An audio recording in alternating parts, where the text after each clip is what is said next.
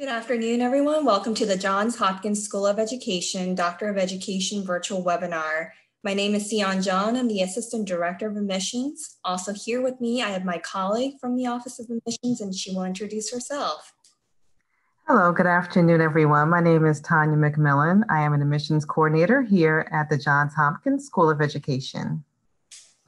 Lastly, presenting today, we also have Assistant Director of Financial Aid, Jen Coveney, current student of the EdD program, Rebecca Chisholm, and lastly, Professor and Interim Director of the EdD program, Dr. Camille Bryant. And before we get started, I would like to cover a few housekeeping topics. First, today's webinar is being recorded. We will be able to share a link with you after the event is complete. Also, please take a second to see if your mic is on mute right now. Please have your mic on mute at all times during the presentation. There will be a Q&A session at the end of the presentation. Please type your question in the chat box and we will answer your questions. Next, I would like to share the agenda for today's presentation. We will kick off the presentation sharing an overview of the Johns Hopkins School of Education. Then Dr. Bryan will go over the program details of the Doctor of Education program. We also have a current student speaker and she will talk about her journey here at SOE. And lastly, we will cover admissions requirements and financial aid and leave the floor open for questions at the end.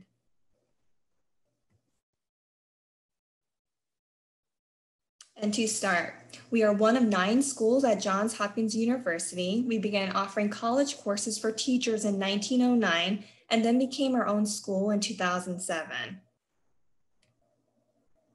We are proud to share that the Johns Hopkins School of Education is consistently ranked one of the top schools in education by the U.S. News and World Report.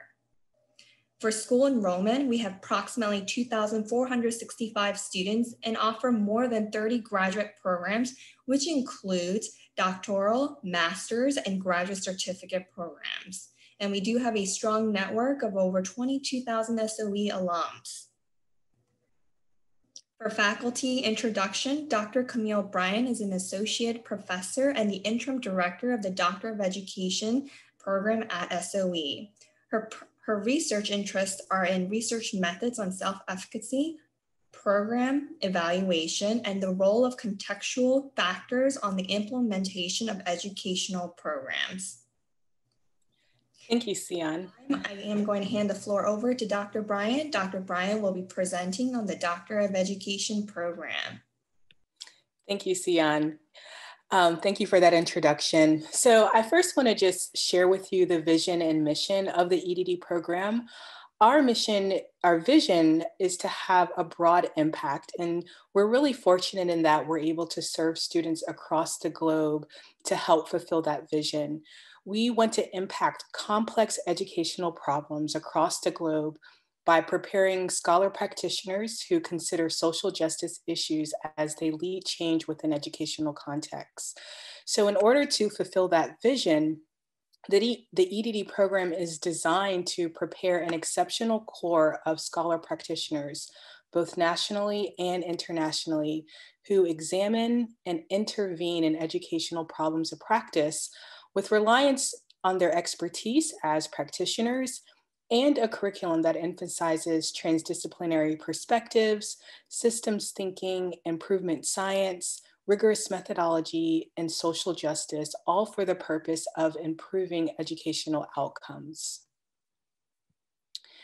So students in our program begin as practitioner scholars, and they leave as scholar practitioners, where research really is the driver for how they think about, explore, assess, and aim to solve educational problems. So our program really is ideal for experienced practitioners who want to examine real-world problems of practice. And Sion, if you want to go to the next slide. Our program is also ideal for students who want to create powerful interventions that are based on research, informing us about what works. And it's also ideal for those who want to rigorously evaluate changes that are made within their context. So in the next slide, I'll talk about our program at a glance. Students must have a master's degree where they have earned 30 to 36 credits. And these credits are applied towards the 90 total credits that students must have beyond their bachelor's degree. So up to 36 credits are automatically transferred from your master's program, and there is the potential to apply an additional 6 credits towards the degree that can be used towards elective courses. So a minimum of 48 credits must be completed at Hopkins. When you apply to our program, you will apply to a specialization within our program. Specializations do vary by cohort, but for the fall 2021 cohort, the specializations include entrepreneurial leadership and education, mind, brain, and teaching, and instructional design and online teaching and learning. For those who have completed the mind, brain, and teaching certificate within our program, if you fall within that category, you will have to select a different specialization when you apply. So some of the features of our program are that it's rigorous, it's relevant, it allows students to develop a powerful intervention. It's typically completed within 3 to 4 years. It is an online asynchronous program with some synchronous support. And the dissertation is taken up within coursework. So coursework is comprised of credits taken within these areas. So the foundation of education courses, courses related to applied research and evaluation, courses related to your specific specialization area, and then the applied dissertation credits.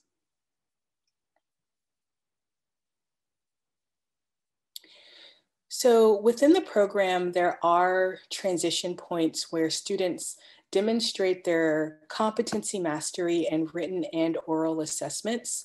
The first transition point is the year 1 paper, and this comprises chapters 1 and 2 of the dissertation.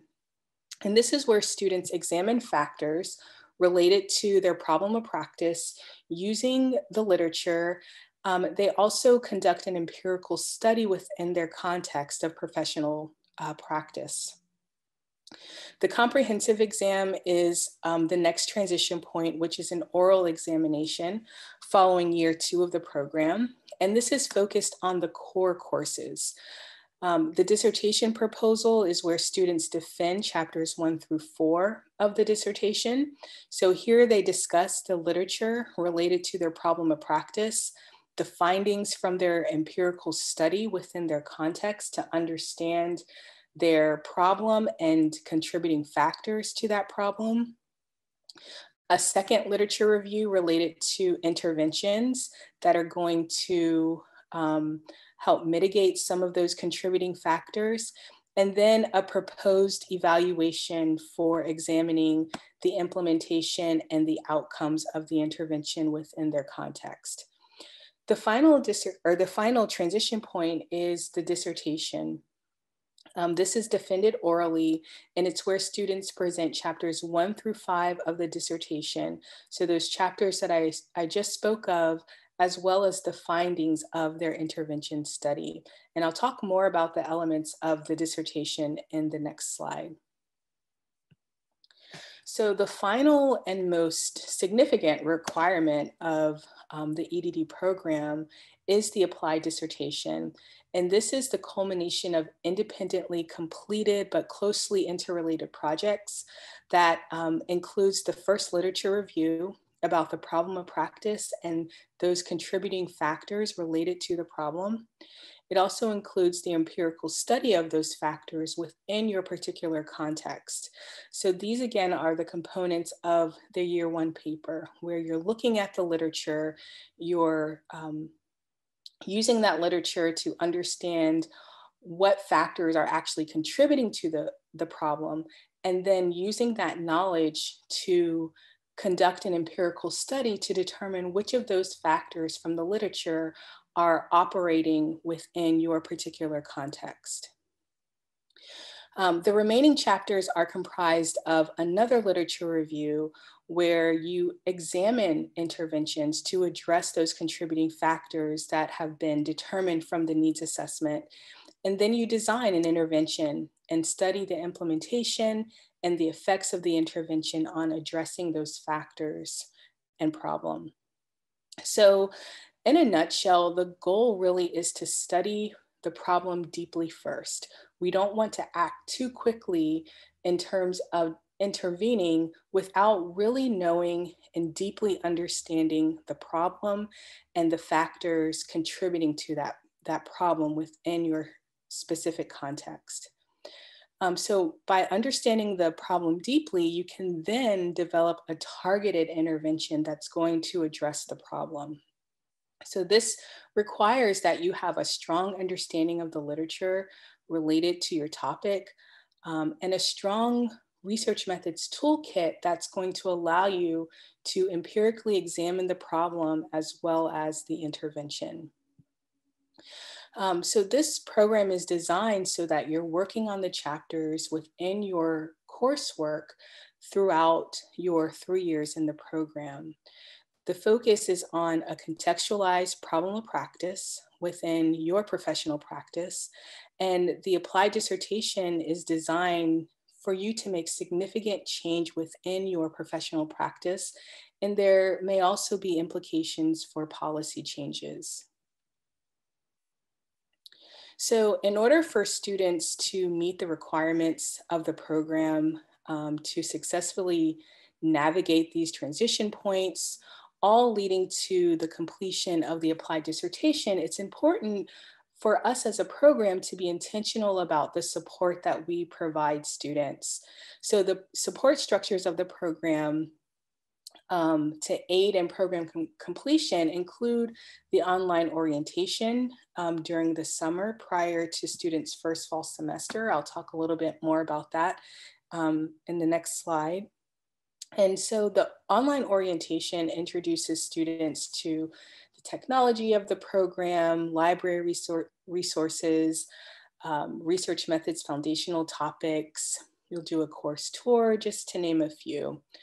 There's also the face-to-face orientation in July, as well as a yearly residency. This historically has happened face-to-face over the summer. This past summer, it was held virtually, but this gives you an opportunity to meet with other students in your cohort, to meet with faculty, to engage in workshops on various topics, all to support your work in the program. You'll also have a faculty cohort lead to help you with navigating your coursework, to provide general support when you enter the program. You're also assigned an advisor who begins working with you specifically related to your problem of practice during your first year in the program. And they really are the content experts. They serve as your dissertation chair. They are the ones providing feedback and direction to you as you complete your dissertation components within your courses. We also have a dissertation clinic for research methods support. Here there is a site that's devoted to a host of resources developed by the JHU Methods faculty. There's also a writing clinic where students receive writing help through one-on-one support, as well as synchronous sessions and kind of writing boot camps. There's also library webinars on using the library to help develop your literature review. And then finally, there are program and cohort sites where we communicate relevant information and announcements, provide additional resources that we think will be helpful to you in the program. So as I said before, one of the first things you'll do is, if accepted into our program, is to complete the mandatory online orientation. And this is for incoming students who are matriculating in the fall. It opens mid-May for students, and it must be, certain parts must be completed by the face-to-face orientation residency to remain in the program. And then you'll complete additional sessions after the face-to-face orientation to remain in the program. I do want to stress that this is a time-intensive orientation, so it's important that you factor this into your summer if accepted into the program. There are 8 sections. Sections 1 through 5 must be completed prior to the face-to-face orientation. So here you see that you're introduced to the technology that we use. You'll complete a 7-week training on research methods, which includes 6 research methods modules. You'll complete assignments related to the library resources. You'll take the city training for conducting ethical research. There's a social justice training that you'll also do. And those sections must be completed before you attend the face-to-face orientation, or perhaps virtual, depending on what happens with COVID. And this is also mandatory. And then after you complete the face-to-face orientation residency, there are 2 additional sections where you will complete a course tour. So you'll be able to see what a typical course looks like in our program. And then you'll also complete the larger School of Education new student orientation. So again, I just want to reiterate that these must all be completed in order to matriculate in the fall. So it's important to set aside just an adequate amount of time to complete this. So here is a picture from one of our cohorts a couple summers ago during orientation residency. And again, this is a time to connect with your peers and faculty. So all new students must attend the face-to-face orientation, which is held in late July. It's generally 2 to 3 days. Like I said earlier, that this past year it was held virtually. We're hoping to resume the face-to-face experience in 2021, but that's yet to be decided. For students who cannot attend, they can complete the sessions virtually. So know that that is an option. Residency is held for students in their 2nd and 3rd years, and this is held at the same time during orientation for new students. So what's nice about this is that there are specific sessions for each of the cohorts, but there are also sessions where you're able to intermingle and talk with students from other cohorts. So just being able to interact and engage with students from different cohort years is something that students really appreciate about this time. It also allows for program year specific learning that's going to jumpstart your work for the upcoming year. Again, it allows you to have interactions with faculty and other students, and it's really just an exciting time that students enjoy. So in this slide, I wanted to just provide some examples of past dissertation studies. And as you can see from some of these titles, students come from a variety of backgrounds, exploring a variety of problems of practice. And so here, this just kind of gives you a sense that of the variety of studies that students complete in our program. At this time, I would like to introduce you to our student speaker, Rebecca Chisholm. Hi, good afternoon. Thank you for inviting me to share my experiences as a Johns Hopkins EdD student. My current role is in Baltimore City Public Schools as an early childhood ESOL teacher.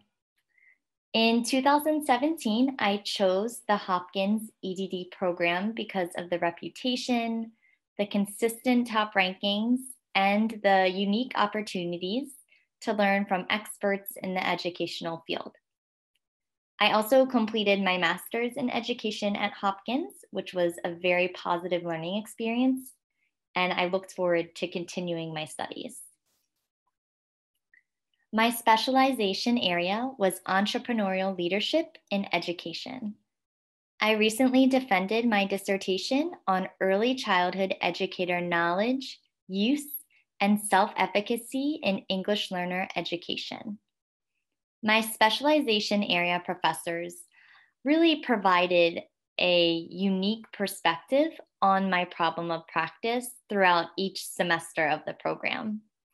My advisors were also instrumental in terms of providing that necessary guidance, support, and expertise that led to a truly enjoyable and successful experience.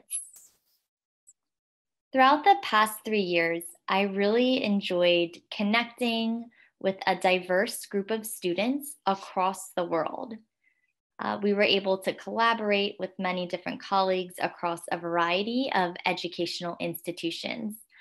I think that would certainly be one of my favorite components of the Hopkins EdD program. Lastly, I highly recommend that any student considering this program embrace the numerous opportunities to grow as a writer and a researcher through consistent interactions and feedback from renowned professors. It's truly a unique experience, and it was certainly a privilege to be a student in this program. Thank you, Rebecca, for joining us today. All right, so now moving on to the application requirements. Applicants must submit a completed application, which can be found on our website. Keep in mind there is an $80 application fee. Next, you will need an updated resume highlighting your educational and professional background.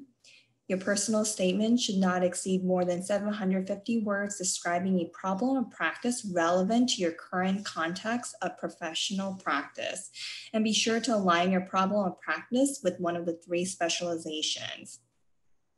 Moving on, you should submit 3 letters of recommendation. These letters should include at least the following: a professor you've worked with in your master's program who can speak on your competency to conduct rigorous scholarly work, and a professional recommender who can attest to your qualifications to pursue a doctorate degree, and this recommender would support your problem of practice. And also, please keep in mind you are able to submit 3 professional references if you're not able to have 1 academic reference. And one final note is to make sure that one of your professional recommenders is your executive sponsor. And your executive sponsor should be someone who will be an asset in helping you gain access to data and/or participants related to your problem of practice. And if you are self-employed, your executive sponsor might be a person of authority with the agency you would like to work with to collect your related data to earning your doctoral degree. Next, the GRE is not a requirement for admissions considerations to the EdD program. It is optional for an applicant to submit a GRE test score. However, submitting a GRE test score is an opportunity for you to present additional evidence of the quantitative and verbal skills required for the doctoral level study. Moving on to official transcripts. We need all official transcripts, including institutions you may have taken courses but did not receive a degree. Again, this is from all post-secondary institutions that you have attended. Lastly, all applicants will be asked to complete a virtual interview upon submitting their application. And please note that due to the COVID-19 pandemic and the US national election in November, we are currently experiencing really heavy delays in mail received by the US Postal Service and some private mail service carriers. Please order your transcripts as early as possible, especially if your school only mails paper transcripts. And Dr. Bryan, we do receive a good amount of questions relating to the problem of practice and executive sponsor. So in addition to what I just shared, please feel free to share any additional information on the problem of practice and executive sponsor. Great. Thanks, Sion. Yes, I will say that in terms of writing your problem of practice, it's very important that you are focusing on a contextualized problem within your professional practice. I think sometimes students confuse the problem of practice with maybe what you're doing to address a problem, but you really want to focus on the problem itself and think about what are some potential factors that may be contributing to that problem. Um, Students are welcome to use the literature within their problem of practice to support their writing if you have access to that, or to use statistics or data to support your problem of practice. That's certainly acceptable. The main thing, though, is making sure that you are focusing on the problem and thinking about potential contributing factors related to that problem. In terms of the executive sponsor, you want to think of this person almost as a gatekeeper and someone who can guide and support your work throughout the program. So as I said early on, during your first year, you're going to be conducting an empirical study.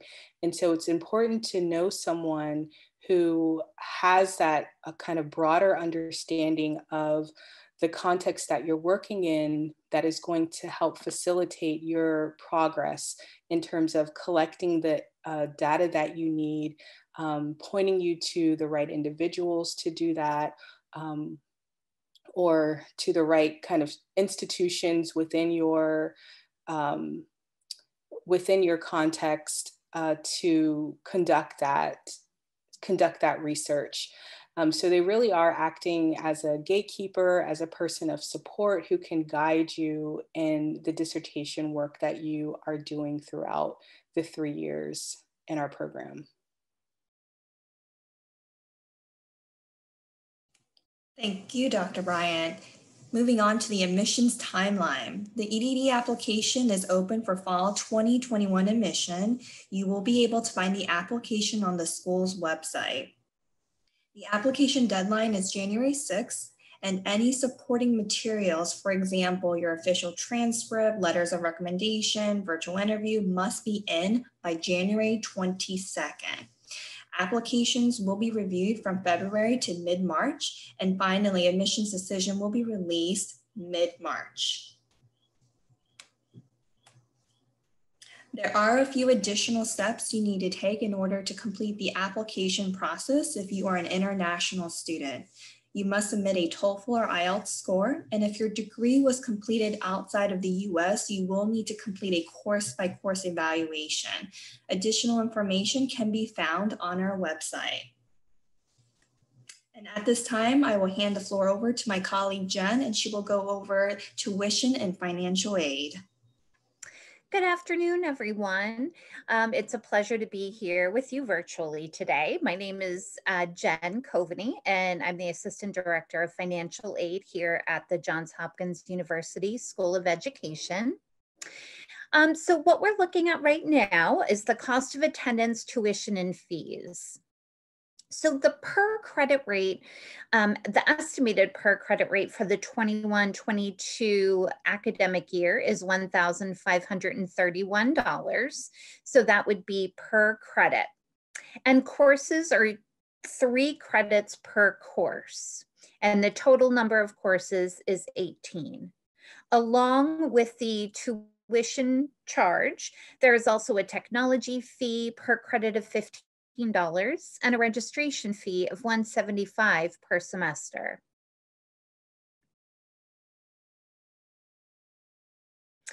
For financial aid and scholarships, the Doctor of Education program is eligible for federal financial aid.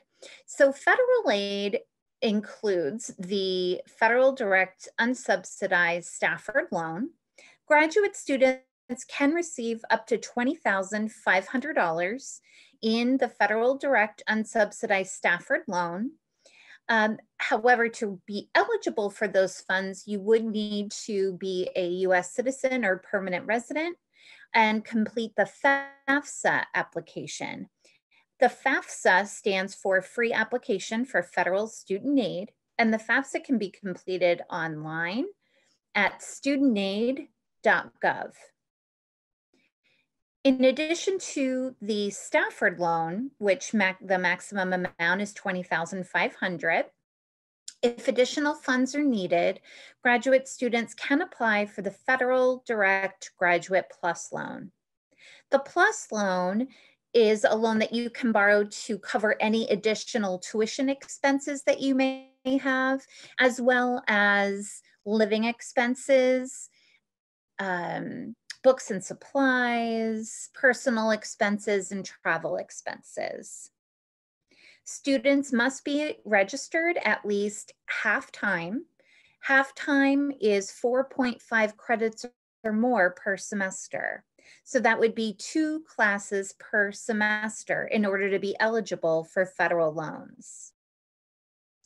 The FAFSA application is available now for the 21-22 academic year and can be completed online, as I said before, at studentaid.gov. In addition to the federal aid, the School of Education also offers limited grants and scholarships. The EdD program does offer merit-based scholarships that do not require an additional application. So your admissions application materials are what are used to determine who is awarded a merit scholarship from the EdD program. And international students are also available for those merit-based EdD scholarships. In addition to those, the School of Education also offers a limited number of partial need-based institutional scholarships each year, and they can range from $500 to $1,500 per semester. These are only eligible or only available to students who are US citizens or permanent residents, and they do require you to complete the FAFSA as well as an additional application that should be available in early 2021.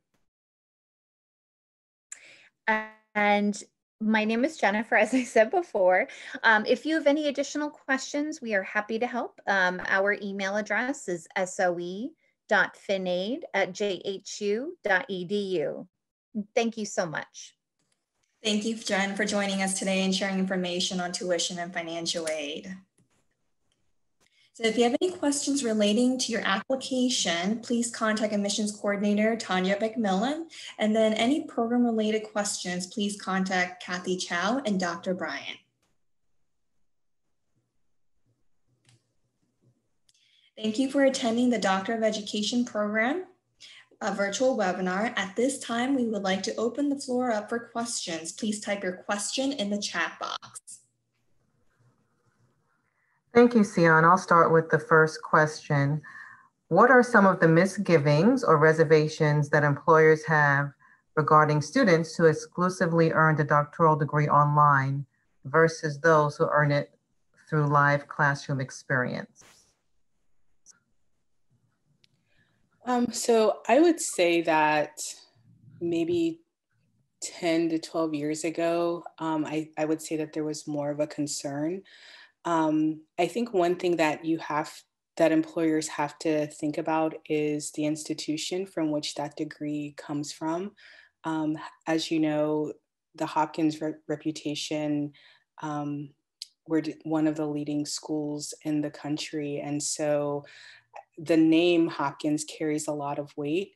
One thing that you will find about our program is that it is rigorous. And I think that the work that you're doing and communicating to your employers will speak volumes in ways that even face-to-face programs, the way that students are taught and the work that they do in our program, the way that we teach you how to look at a problem, examine a problem deeply, as I said earlier, to intervene in a problem. This really is an innovative way of addressing complex educational problems. And so while that's done online, I think what your employers will see is the contribution that you're making within your context because of what you're learning in our program. So I think it just extends, it goes beyond learning online versus in person to the actual content, the curriculum, and the rigor that you'll experience in our program. Thank you, Dr. Bryant. Next question we have is, one of the admission requirements is finding and submitting an executive sponsor. What are some of the most effective approaches to finding a credible executive sponsor that is acceptable to JHU?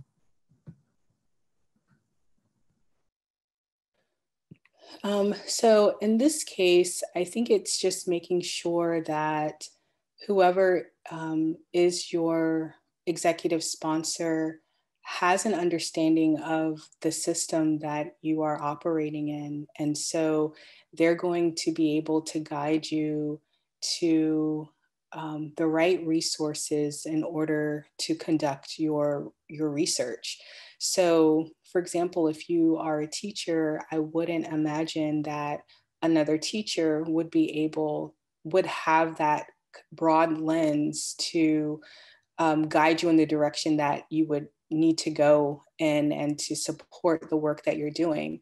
But someone like the principal or the superintendent, the head of school, the CEO, those are individuals who have who are in a position of power to be able to be helpful to you in conducting the studies that you're going to do as a part of the program. Thank you, Dr. Bryant. The next question we have is, what is the price of the EdD program? So that is $1,531 per credit.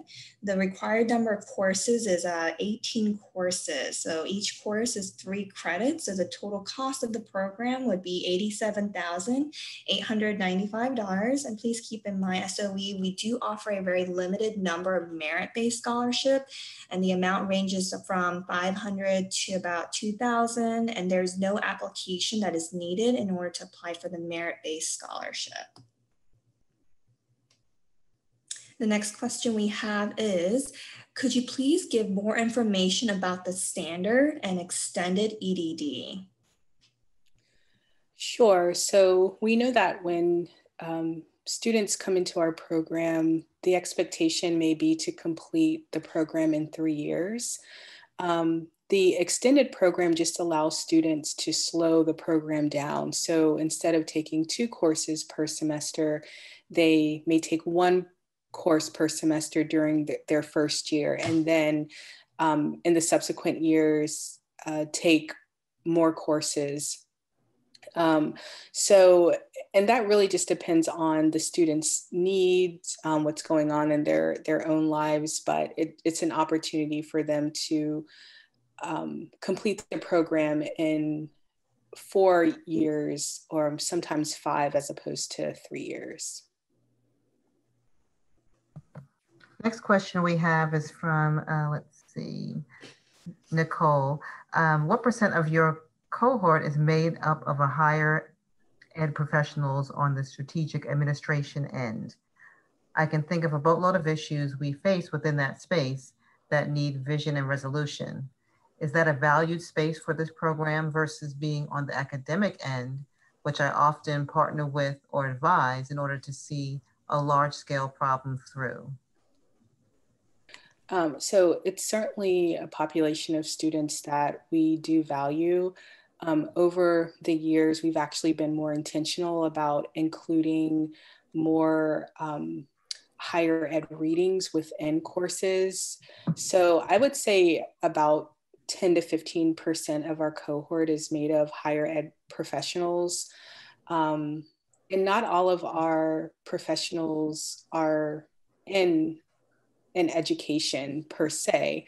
We have some in the medical field, but the the common thread is that they're looking at a problem through an educational lens and wanting to intervene in that problem using their knowledge of educational theory and research methods and interventions. And so that really is what's common about students who come from a variety of backgrounds. But yes, we certainly do have higher ed professionals within our program. Next question, are there specific grant opportunities for teaching fellow alumni? I do know on our grants and scholarships page, towards the bottom, there are a lot of independent resources outlined for grant opportunities and scholarships that are independent of the School of Education here. I know the Teach Grant is one that sometimes students do look towards, and there's information on the Teach Grant on that page as well. So if you visit our main page, you'll see the link to admissions and financial aid. And I'll actually put up in the chat box the link to the grants and scholarship page for everyone's information. The next question we have is in regards to the executive sponsor. Can your executive sponsor be someone outside of your recommenders? This person would be experienced in research methods and the area of the student's problem of practice. However, this person has only had a short relationship with the student, so a recommendation letter would not be appropriate. Could they still elect to be the executive sponsor? So we would want a letter of recommendation from your executive sponsor. But you might, and Sion, you might want to speak to this as well, but you might have an additional letter of recommendation from this particular person. Although you may not have known them as long, they may be able to speak to supporting your work or the work that you're doing in their own background. That would be helpful to you. But we would want your executive sponsor to be one of your recommenders. The next question we have is, at what point do students need to declare a specialization? So when you apply to a specialization. So it's really at the point of application. The next question we have, which specialty could I do that would fit in the field of international education? So I think it really depends on your problem of practice. So international education is really broad. And so if you're looking at entrepreneurial opportunities within international education, then you might apply to ELE. If you're looking at the use of technology within international education, you might apply to the IDOTL specialization. So I would really look more at your problem of practice to determine which specialization would be most appropriate for you. So Meg asked about the percentage of students who are focused on higher ed. So as I was saying earlier, about 10 to 15% of our students focus on higher ed. Next question we have, what are the amounts of merit-based scholarships awarded? What is the criteria you are looking at? I'm not sure if Jen, you can speak to that. Hi, thank you. So the merit-based scholarships are actually awarded by the EdD program directly. We, because it's not need-based, the financial aid office is not involved in the awarding of the merit-based. Yes, and I think as someone said earlier, those amounts range from $500 to about $2,000 per student. And we really look at the strength of your application. So the strength of your problem of practice, the alignment of that problem of practice to your specialization. We look at your transcripts to see how you've done in the past. and how and what we think, if we think that you will kind of continue as a strong academic scholar within our program, kind of using those pieces of evidence. We also look at your ratings when you first applied to have a better sense of whether or not we feel that you would make a strong candidate for a merit-based scholarship. So those are just some of the criteria that we look at when making those decisions. The next question we have from Carol is, can arrangements be made for virtual attendance of face-to-face requirements? I am disabled and live in Hawaii. Yes, so there's really that one face-to-face opportunity, which is during the summer, the orientation residency, and you can complete that online if you're not able to attend in person. The next question from Carol is there acceptance of transfer credits to the program for attendance at another institution? So we accept 36 credits from your master's degree. And then we do accept up to six additional credits from a master's degree, or maybe you've completed, maybe you've been in another doctoral program and you want to use some of those courses to transfer into our program. You can petition to transfer additional credits up to 6 for elective courses only. Next question that we have, what accommodations does SOE have for visually disabled students, low vision, legally blind? So we do have an Office of Disability Services. And so when you're accepted into the program, you would want to make sure that you contact them and they will work with you to get the necessary paperwork, and they will let us know how to accommodate any student with a disability. All of our courses are designed to be ADA compliant, so that's something that we're already doing. But if there are additional accommodations that are required, then the Office of Disabilities lets us know and we implement those accommodations for students. The next question we have from Laura is, what if I am a principal and I have access to data? Can I simply submit 3 references? So there are a couple of things to that question. I'm wondering if,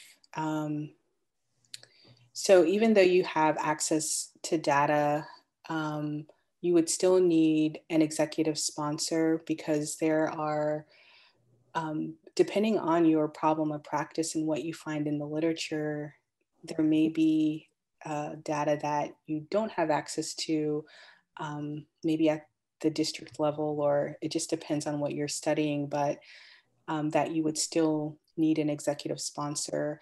The other thing is, just because you have access to data doesn't mean that you can use the data, because when you are working on a dissertation, you're operating as a researcher. And so there are ethical guidelines that you have to be aware of, and the executive sponsor can help you navigate that process for your context.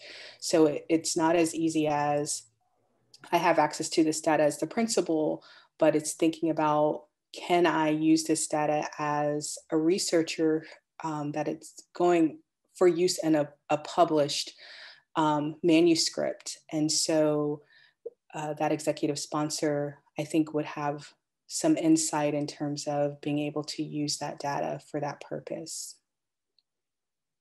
So it's important to still have the executive sponsor.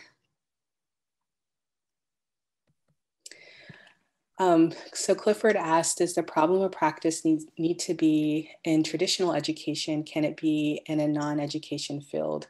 It can certainly be in a non-education field.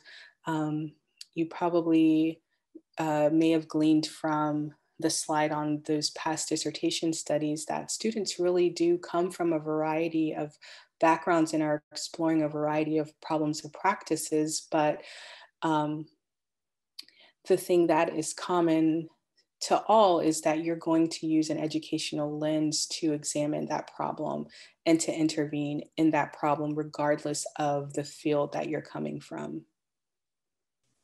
The next question we have from Allison is, if you have over 60 credits beyond your master's, would you accept additional courses, or do you still have to take the 18 courses? And I believe Dr. Bryant covered this question, that you are able to petition for additional 6 credits to be transferred over. The other thing that I just want to add to that question is, because the dissertation is taken up within coursework, it's important that students do go through the sequence, that they take the core courses because of that reason, or else it would be really difficult to have the knowledge and understanding about how to go about creating and developing this applied dissertation, writing this applied dissertation without going through the coursework required for that. And so that's why those 6 additional credits can only be applied to elective courses. Peter asked— oh, go ahead, Dr. Bryant, go ahead. Is there a specific research methodology that is emphasized in the program? Specifically, if I were interested in utilizing a single case study design, would that be an appropriate way to tackle my problem of practice? So a couple of things. Most students use the mixed methods research paradigm within our program, but I will say that we don't advise students to think about a particular design that they want to use, because what you'll learn is that the research questions that you'll ask are going to dictate the study design, the analysis, and so forth. And so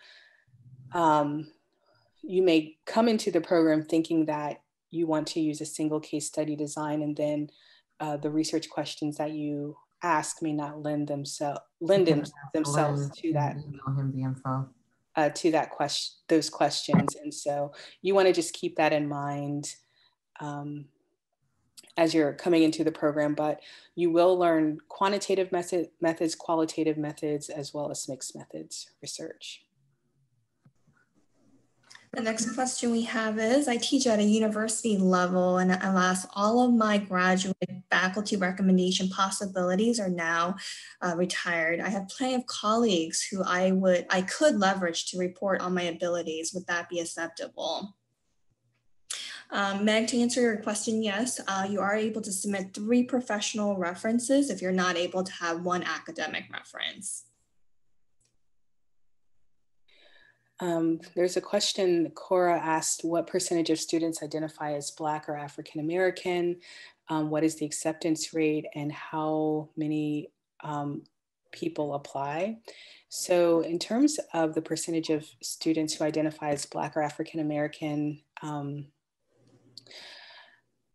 I believe it's around 30%. And I think someone from the admissions office can speak to the acceptance rate and how many people apply. Yes, I can speak to that. So on average, per cohort year, we get about anywhere from 200 to upwards of 250 viable applications, and the acceptance rate averages between 29 and 30%. Next question we have, are there counselors available to guide you through your choices to determine appropriateness of problem of practice related to potential selected specialization? So you can always send a request to talk with one of the specialization leads to help you to answer any questions that you have. Of course, they can't tell you whether or not your problem of practice is appropriate or not, but they can certainly help to guide your thinking. So hopefully that's helpful. Because coursework is asynchronous with synchronous support, does this mean there are not live classes with professors? What is the format of asynchronous coursework? So yes, the coursework is asynchronous. Most faculty will, depending on the course, will have maybe 3 to 4 synchronous sessions throughout the semester. And that is to maybe talk through an assignment, to answer questions, to provide maybe additional insight on a reading that maybe students are struggling with. So the format of asynchronous coursework, they're generally 8 to 10 sessions within courses that are 2 to 3 weeks in length. And so you are provided with videos from the professors, with course readings, to first examine and read through. You'll participate in discussion forums, and there's usually a written assignment at the end of each of the sessions. So you're responsible for kind of navigating your time through those sessions. But I will say that you can't just go through all of the sessions in the course at one time. They do open at certain periods. And so you're kind of navigating the course in that way, looking at the resources, doing discussions, and completing assignments. And you'll see that your instructors engage with you through the discussions. Professors also hold office hours. Sometimes they're stable, sometimes they are by appointment only. They're engaging with you through announcements and sometimes just announcement videos. So that's kind of how courses are set up and how professors interact with students within our program. Wrap up, I'm going to answer this. Let's see, just quick 2 more questions. I wonder, what is your acceptance rate? Tanya answered this question. It's approximately 29 to 30%. And then, hello, how much of a program is synchronous versus asynchronous instruction? So I would say 90% is synchronous, 10% is, 90% is asynchronous, 10% is synchronous. And when I also say there's synchronous support, that also includes meeting with your advisor, meeting with your cohort lead, engaging in the writing clinic. Those are synchronous opportunities that the program provides for students. Unfortunately, we are out of time. It is 5 o'clock. If we were not able to answer your questions, please send your questions to admissions, to the Office of Admissions, and we'd be more than happy to chat with you and answer your questions. Thank you for joining us today. Thank you, Dr. Bryan. Thank you, Rebecca and Jen, for joining us today. It was a wonderful presentation. Thank you for your interest in the Johns Hopkins School of Education. Have a wonderful evening, everyone.